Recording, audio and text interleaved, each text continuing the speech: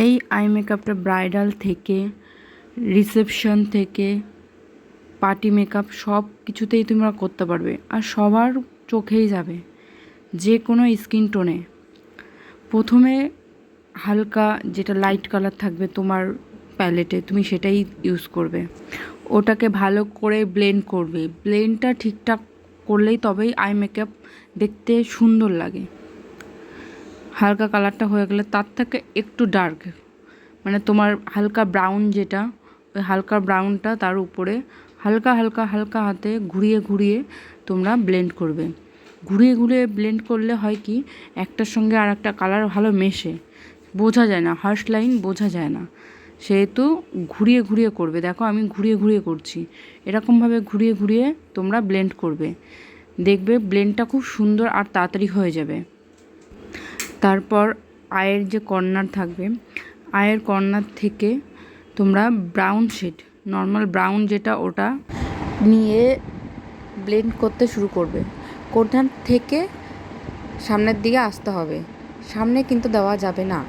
এটা শুধু কর্নারটাই একটু বেশি ডার্ক হবে, সেহেতু কর্নারটা একটু ভালো করে ঘষে ঘষে, মানে ঘুরিয়ে ঘুরিয়ে তোমরা ব্লেন্ড করবে।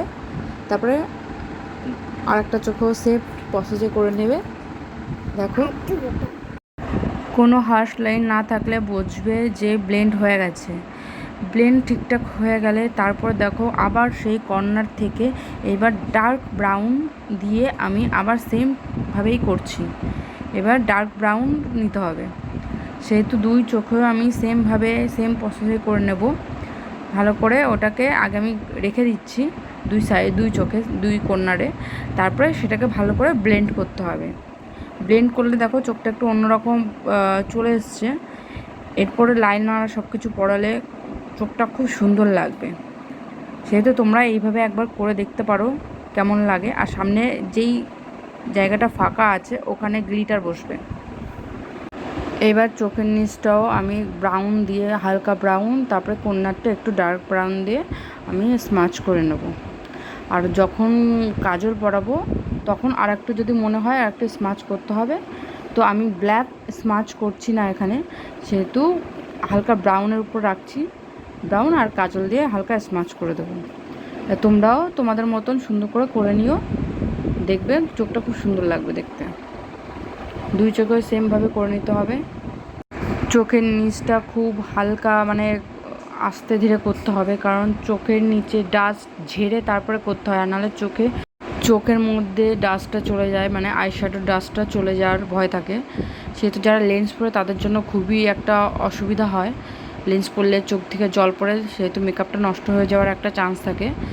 সেহেতু একটু তোমরা সাবধানে করতে হবে এই জায়গাটা, হালকা হাতে সাবধানে ঘুরিয়ে ঘুরিয়ে করবে। এখানে তো আর অতটা ঘোরানো যাবে না, সেহেতু হালকা ছোট ব্রাশ নিয়ে, ফ্ল্যাপি ব্রাশ নিয়ে করবে, ছোট। আমার যেহেতু এটা হাতে সেট আছে, সেহেতু আমার এই ব্রাশটা দিয়ে আমি করে নিয়েছি, আমার কোনো অসুবিধা হয় না এটা দিয়ে করতে। তোমরা ছোট ব্রাশ থাকে ওই ব্রাশ দিয়ে করবে, তাহলে তোমাদের সুবিধা হবে। চোখের সামনের দিকটা গ্লিটার দেবে, এটা লুজ গ্লিটার আছে আমার।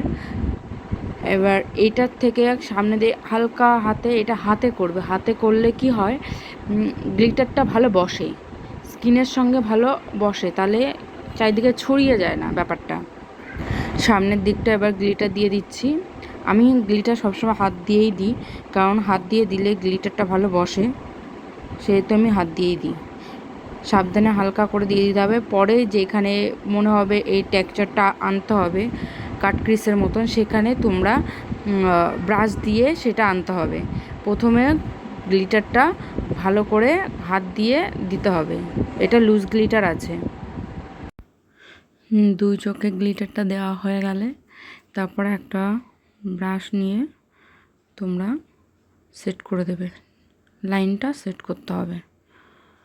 দেখো আমি একটা ছোট্ট একটা ব্রাশ নিয়ে লাইনটাকে ঠিক করছি, কর্নার থেকে উপর দিকে কাট ক্রিসের মতো, ওটাকে ভালো করে সেট করে দিতে হবে। দুই চোখেই সেমভাবে করে নেব। এই চোখটাও সেমভাবে করে নেব। দেখো চোখটা কত সুন্দর লাগছে। এবার চোখের নিচের পাউডারগুলি, ওগুলো ভালো করে ঝেড়ে নিতে হবে। কারণ কালো কালো ডাস্ট পড়ে থাকে, এটা মেকআপে পরে সমস্যা হয়। এই জন্য ভালো করে দুই চোখে ভালো করে ঝেড়ে নিতে হবে। ঝেড়ে নিয়ে তারপরে আইলাইনার পরিয়ে দেখো কত সুন্দর লাগছে দেখতে। দেখো এটা হচ্ছে ফাইনাল আই মেকআপ। কেমন লাগলো অবশ্যই জানাবে।